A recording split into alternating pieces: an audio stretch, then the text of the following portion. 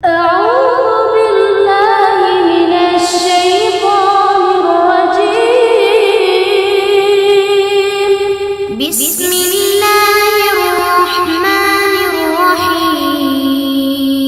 تم پر اللہ کے راستے میں لڑنا فرض کر دیا گیا ہے، وہ تمہیں ناگوار تو ہوگا مگر عجب نہیں کہ ایک چیز تم کو بری لگے اور تمہارے حق میں بھلی ہو، اور عجب نہیں کہ ایک چیز تم کو بھلی لگے اور وہ تمہارے لیے مضر ہو، اور اللہ ہی بہتر جانتا ہے اور تم نہیں جانتے۔ لوگ تم سے عزت والے مہینوں میں لڑائی کرنے کے بارے میں دریافت کرتے ہیں، کہہ دو کہ ان میں لڑنا بڑا گناہ ہے، اور اللہ کی راہ سے روکنا اور اس سے کفر کرنا اور مسجد حرام یعنی خانہ کعبہ میں جانے سے بند کرنا اور اہل مسجد کو اس میں سے نکال دینا جو یہ کفار کرتے ہیں، اللہ کے نزدیک اس سے بھی زیادہ گناہ ہے اور فتنہ انگیزی اور خون ریزی سے بھی بڑھ کر ہے، اور یہ لوگ ہمیشہ تم سے لڑتے رہیں گے یہاں تک کہ اگر طاقت رکھیں تو تم کو تمہارے دین سے پھیر دیں، اور جو کوئی تم میں سے اپنے دین سے پھر کر کافر ہو جائے